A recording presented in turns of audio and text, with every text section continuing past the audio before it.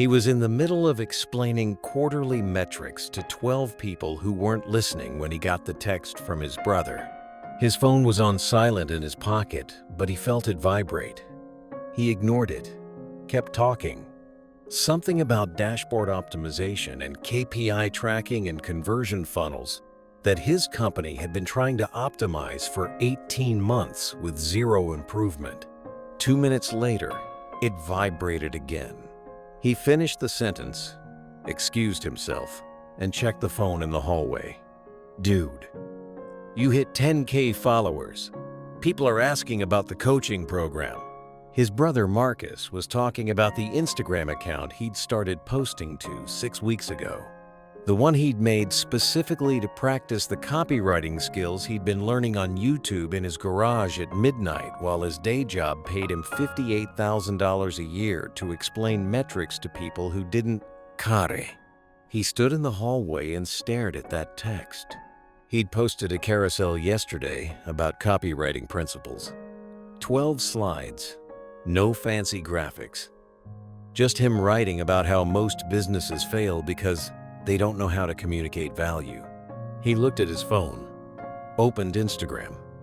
The post had 847 likes and 143 comments, and 12 people had messaged him asking about his coaching program. There was no coaching program. Not yet. He stood there for a moment and understood something that every classroom at his university had failed to teach him.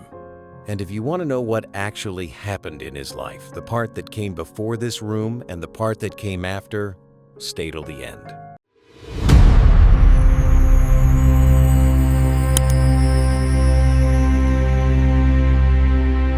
Once upon a time, there was a man named James Chen, 27 years old. He'd grown up in Boulder. His parents were both professors at CU, his dad in computer science, his mom in economics, and the assumption in the Chen household was that you went to college, got a good degree, and then the rest of the life just followed logically. James had done exactly that. University of Colorado, business administration with a marketing focus. Graduated with a 3.6 gigapascals. Got hired at a digital marketing agency right out of school. The agency was one of the bigger ones in Denver. Worked with Fortune 500 clients, had the kind of prestige that sounded good when you told people about it at dinner parties. That was 5 years ago. He was still there, still explaining metrics, still in the same salary band, still watching people who had been there before him move into senior positions by doing the same job he was doing, just with a slightly different title and $7,000 more a year. The job had been everything at first. Real clients, real budgets, the feeling that he was part of something that mattered. He'd thrown himself into it in that way you do when you're young and you think effort is the variable that determines outcome. He worked weekends, came in early, stayed late, volunteered for projects, built frameworks that improved client performance, created templates that his entire team used, got praised in all-hands meetings as someone who really gets it. None of it had moved him forward. His salary had gone from $52,000 to $58,000 over 5 years. That was a 11% increase. Inflation had been roughly 15% in that time. In real terms, he was making less money than he had when he started. He had a condo in Denver with a mortgage. He had student loans totaling $34,000 from his degree. His parents had paid for most of college, but he'd taken out loans his senior year when his parents had had some health issues, and he'd wanted to help. He had a car payment. He had the specific financial anxiety of someone in their late 20s who was doing everything right and still falling behind. The thing that broke the pattern was actually stupid.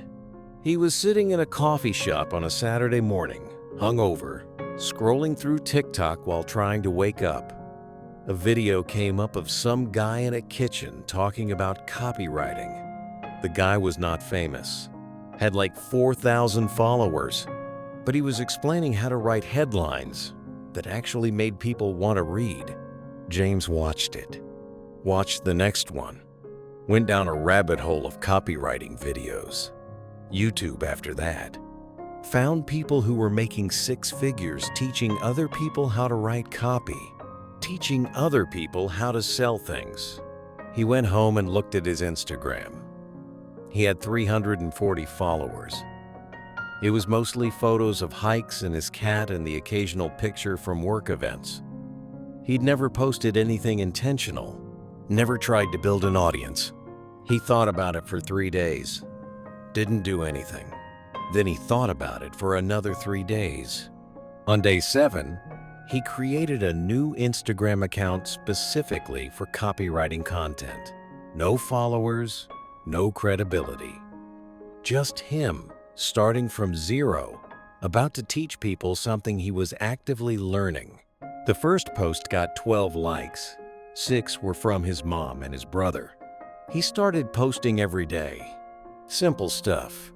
Copywriting principles, conversion tactics, psychological triggers that made people want to buy things. Things he was learning from YouTube videos and books and courses that cost $197 and felt expensive, and also felt like they were paying for themselves the moment he understood a single principle he could apply. He posted at night, after his day job, instead of watching TV, instead of going out, instead of sleeping. Sometimes, when he got into the flow of explaining something he'd just learned. By week 4, he had 1,200 followers. By week 8, he had 4,600. By week 12, he had 8,400. He started getting DMs, people asking if he offered coaching, people saying his content was changing how they thought about their business, people asking if he had a course. He didn't. He ignored the messages mostly, just kept posting.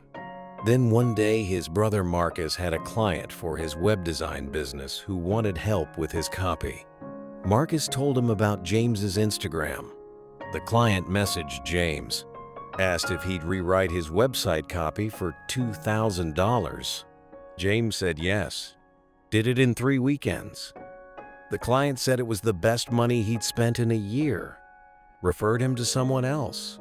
By month 6, he'd made $8,400 doing freelance copy work for people he'd met through Instagram, while still working full-time at the agency, while still making $58,000 a year at the job. He was sitting in the office one Thursday afternoon, sitting in a meeting about a campaign that his company had been pitching for 3 months, when something shifted. The client was a CBD company. They wanted to increase conversion on their website. His entire team had been researching, strategizing, creating mood boards. The meeting was to present the strategy. It was expensive.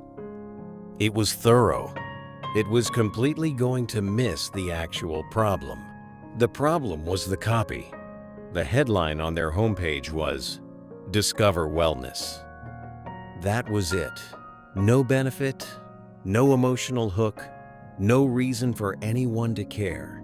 The team had built an entire campaign strategy around that headline without ever questioning it. James looked at his laptop in front of him. There was a Stripe notification glowing in the corner. Another freelance client had bought his services. $1,500 for copy work. His entire team was building a strategy around a bad headline. The client was going to spend $40,000 on this campaign. And James was sitting in the meeting getting paid $58,000 a year to be part of a system that didn't work. He didn't quit immediately. He was smarter than that. He'd learned enough about building sustainable income to know you don't jump without a net. But he started being more intentional about the freelance work. Instead of just saying yes to whoever asked, he started raising his prices. $2,500 for copy, $3,000 $500 for a full sales page optimization. $5,000 for a comprehensive website strategy. People said yes.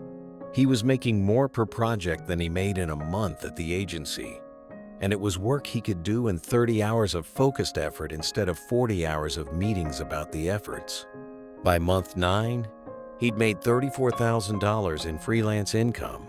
He had enough in savings to quit. He gave notice on a Tuesday. 2 weeks. His manager seemed shocked. People in meetings seemed shocked. Nobody seemed to have noticed that James had been building something else the entire time. To them, he was just the guy who'd always been there, doing his job, never making a fuss. That's exactly how he'd wanted it. He started the coaching program on his last day of employment. Simple, 6-week program. Teach people how to write copy that sells. $497 per person. He had no email list, no audience except the 12,400 followers on Instagram, 60% of whom were probably bot accounts, but he didn't care. He posted about it once. No pressure. Just if you want to learn how to write copy that actually converts, I'm opening enrollment for 1 week. He got 43 signups. That was $21,461 in his first week of being unemployed. He sat at his kitchen table and looked at that number and did some math. At the agency, he'd made $58,000 a year. That was $4,833 a month. He just made 4.4 months of salary in 1 week by teaching people what he was learning himself. The agency had taken 5 years to get him to $58,000. He'd gotten to this point in 9 months of learning, in his garage at midnight.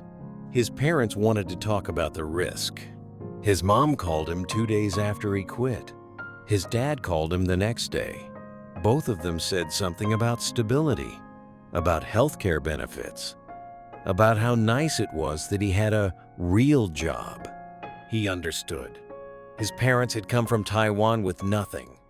They'd worked their entire lives to build stability. To them, giving up a stable job for freelance income was insane. But James also knew something his parents' generation hadn't figured out until much later. Stability was an illusion. It just felt real because the risk was invisible. He was at risk every day at the agency. Risk of his entire income depending on someone else's decision to keep him employed. Risk of his salary plateauing while inflation continued. Risk of his degree being the ceiling instead of the floor. Freelance income felt riskier because the outcome was visible. But it was actually more stable because he controlled the variables. He was sitting in a coffee shop 3 months into his freelance work. The same coffee shop where he'd watched that copywriting video 9 months earlier, when he did the real math. His freelance income was tracking toward $140,000 this year. His degree had cost $28,000. His university had taught him nothing about marketing, psychology, copywriting, conversion optimization, or business model design. It had taught him frameworks for analyzing markets and building strategies, and understanding brand positioning. But none of those frameworks had made him any money. The things that made him money he'd learned from YouTube videos and books and a $197 course and his own experimentation. The degree had gotten him in the door at the agency. The agency had paid him just enough to feel secure, and not enough to actually build wealth. The real education had come from being desperate enough to learn something that mattered. He looked at his Stripe account, refreshed it. Another notification. Someone in Australia had enrolled in his coaching program. That was $497. While he drank coffee, while he existed, he wasn't even officially advertising it anymore, just posting content. People were asking to give him money. This was what the degree wasn't designed to teach you. This was what college could never actually deliver. He called his brother Marcus that afternoon. Marcus was now his business partner. Technically, Marcus handled the web design side of their client work. They had an unofficial arrangement where if a client needed copy and design, they worked together and split the fee. "So I was thinking," James said, "what if we built an actual business, like structured it properly, actually scaled it? Like the freelance thing but bigger?" "Exactly. We have the clients. We have the revenue. We're already profitable. We're just doing it in a disorganized way." Marcus didn't hesitate. "Yeah, absolutely yes." They set up an LLC that week, divided equity, set up systems, hired a VA to handle scheduling and client onboarding. By month 6, they were bringing in $47,000 a month, both of them. By month 12, they were bringing in $62,000 a month. James had made more in his first year of freelance work than he'd made in his entire tenure at the agency.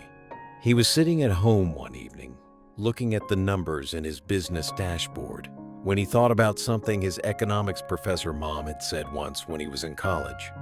She'd said that most people confuse credentials with capability, that having a degree doesn't mean you know how to do anything. It just means you know how to follow instructions inside a system that someone else designed. He dismissed it at the time. He was a good student. He liked school. It felt logical that school would lead to success. What he hadn't understood was that school wasn't designed to teach you how to create value. It was designed to teach you how to extract value from systems that already exist. The real education, the education that actually led to wealth, was learning how to create new systems, how to package your knowledge and sell it directly, how to understand that your time and expertise could be converted into assets that generated income without your direct participation. None of that had happened in a classroom. All of it had happened in a garage at midnight, learning from people on the internet who had figured it out before him. He looked at his laptop, checked his email. Another inquiry about his coaching program from someone who'd found him through his Instagram. He wrote back offering a call. Then he made a note to himself to post something tomorrow about a copywriting principle that had just clicked for him. The degree had gotten him in the door, but the real education had come from stepping outside the door entirely. If you're watching this and you're still telling yourself the degree is the answer, I'm not here to tell you it's not, but I am here to tell you what comes after the degree is actually what matters. If you're ready to figure out what that is for you, subscribe. This is just the beginning.